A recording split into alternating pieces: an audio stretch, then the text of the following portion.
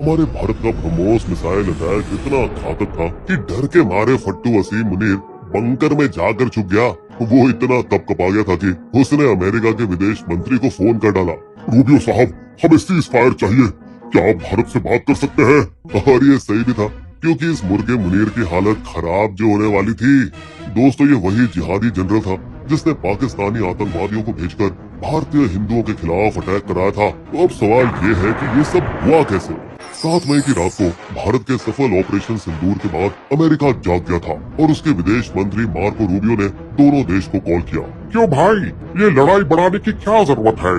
मगर भारत ने साफ कह दिया कि हमने सिर्फ आतंकियों के अड्डे को निशाना बनाया है। लेकिन पाकिस्तान के इस्लामी सेना जनरल वसीम मुनीर को घमंड था अपने चीनी प्लेन और तुर्की ड्रोन से भारत पर हमला करके अपना दम दिखाने का।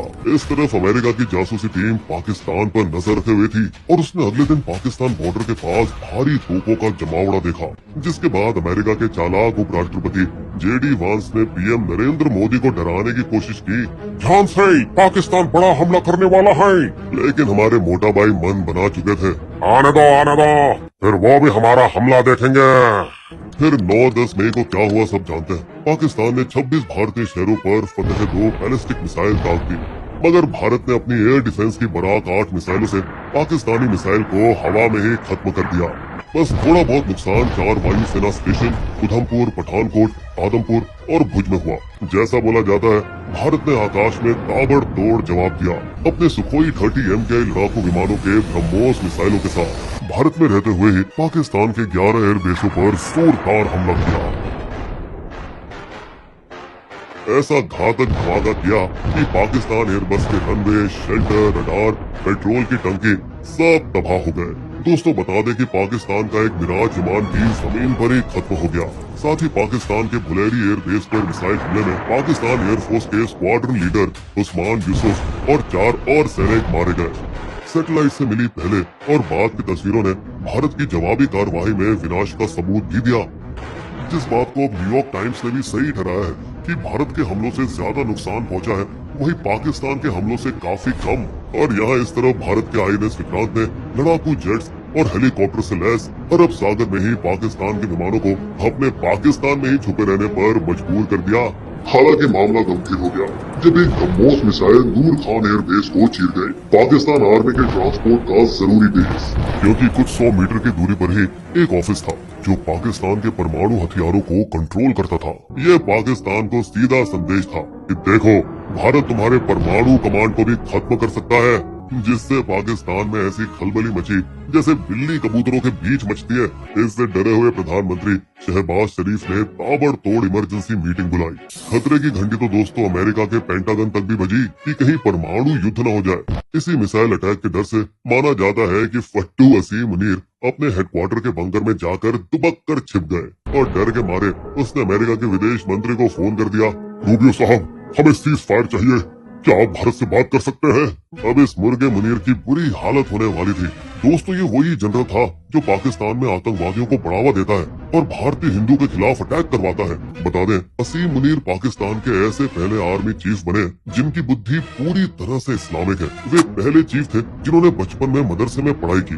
उन पर परिवार का काफी असर रहा क्योंकि पिता रावलपिंडी के मस्जिद में इमाम थे। दोस्तों, इस बंदे ने सऊदी अरब में पाकिस्तान एम्बेसी में तैनात होते हुए कुरान रट ली थी और हाफिज कुरान का खिताब पाया था, जो मिलिट्री वालों में एक अनोखी बात है। यहाँ तक कि बड़ा अफसर बनकर मुनीर ने अपने भाषणों में कुरान की आयतें और अरबी को मिलाना शुरू कर दिया, जो कि इससे पहले के किसी भी सेकुलर जनरल ने नहीं किया था। पता नहीं ये बंदा कौन से भ्रम में जी रहा है जो पाकिस्तान को रियासत मदीना जैसे इस्लामिक देश समझता है, वो देश जहाँ प्रॉफिट ने पहला इस्लामिक राज्य बसाया था। ये जब ISI का चीफ था तभी पुलवामा आतंकी हमला भी हुआ था और आर्मी चीफ बनने के बाद तो इसने सत्ता को डिक्टेटर की तरह जकड़ लिया। सबसे पहले विरोधी जजों को बाहर किया, फिर शहबाज सरकार को दबाव में डालकर संविधान के खिलाफ जाकर अपने कार्यकाल को इसने 2027 तक बढ़ा दिया।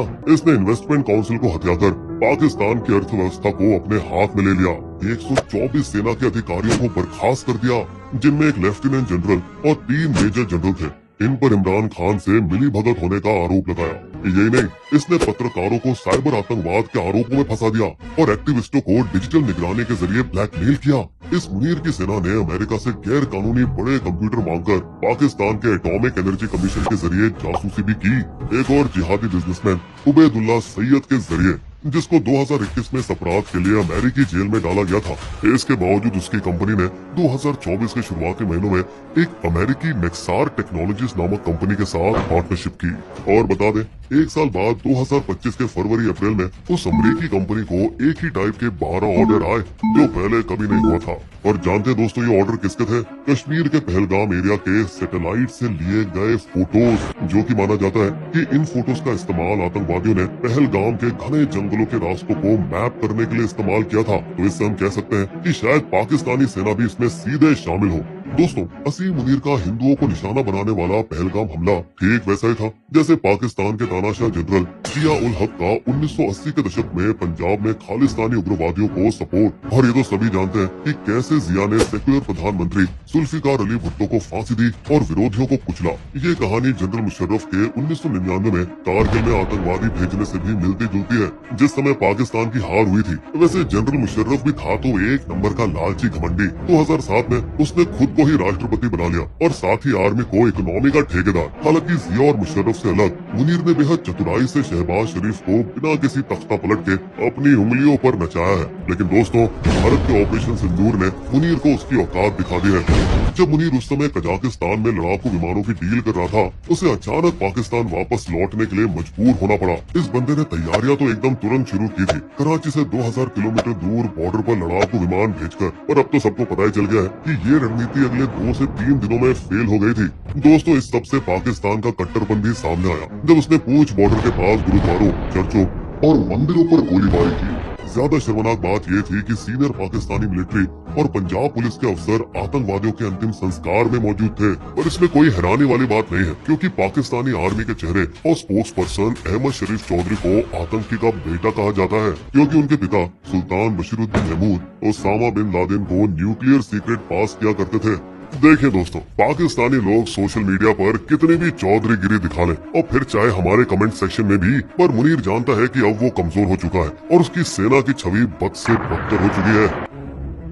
इसलिए जब उसकी मिसाइलें और ड्रोन फेल हो गए और उसके अपने ही आर्मी ठिकानों पर हमले होने शुरू हो गए, तो उसने अपने घमंड को दबाकर अमेरिका को सीज फायर के लिए कॉल कर दिया। हमें अब सीज फायर चाहिए, क्या आप भारत से बात कर सकते हैं?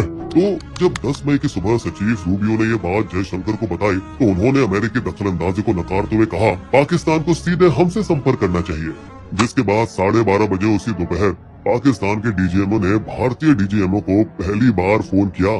सीज फायर कर लेते हैं, मुझे युद्ध समिति से निर्देश देने होंगे। लेकिन दोस्तों, पीएमओ से सीज फायर को मंजूरी की कोई खबर नहीं आई। और फिर 2:45 बजे भारत ने फिर तड़ाक से हमला किया, जिसके 15 मिनट के अंदर ही फिर से पाकिस्तान के डीजीएमओ का फोन आया।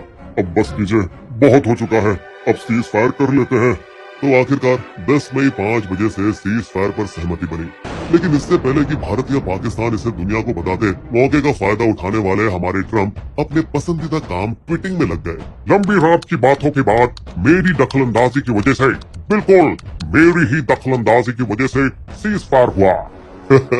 यार, लगता है कि ट्रंप नोबेल शांति पुरस्कार पाने के लिए बेताब है, क्योंकि वो रूस और यूक्रेन के बीच भी शांति का समझौता कराने की कोशिश कर रहे हैं, साथ ही इसराइल और हमास के बीच गाजा में भी। इसके साथ ही उन्होंने कश्मीर के मुद्दे को अंतर्राष्ट्रीय बनाने की कोशिश की। मैं इस 1000 साल पुरानी जंग में शांति लाने के लिए तैयार हूँ, चाहे जो भी हो। वही हमले के बीच पाकिस्तान को IMF से 1.4 बिलियन का कर्ज भी मिल गया है, जबकि भारत वोटिंग से साफ नकार चुका था। जिससे दोस्तों, पश्चिमी देशों का दोगलापन साफ साफ नजर आता है। किराना पहाड़, जहां गुफाओं में पाकिस्तान के न्यूक्लियर मिसाइल छिपे हैं, रिपोर्ट्स कहती है कि भारत ने वही हमला किया, जो कि सरासर झूठ है। ये जानकारी के लिए शुक्रिया, मगर हमने किराना पहाड़ियों पर अटैक नहीं किया। हमने तो सरगोदा एयर बेस को मारा, जो कि किराना फैसिलिटी से 20 किलोमीटर दूर है। दोस्तों, वैसे आपको क्या लगता है, पाकिस्तान के चीनी J-10 विमान ने किसी राफेल को नष्ट किया? इस पर अभी भी विदेशी मीडिया रिपोर्ट्स के आधार पर चर्चा चल रही है, पर भारत द्वारा कोई पुष्टि नहीं की गई है। जबकि भारतीय वायुसेना ने कहा है कि हमने हाईटेक पाकिस्तानी विमान को मार गिराया है, मगर इसकी कोई डिटेल नहीं दी है। हम एक युद्ध स्थिति में है और नुकसान युद्ध का हिस्सा है, लेकिन हमने अपना मकसद पूरा किया और हमारे सभी पायलट वापस घर आ चुके हैं।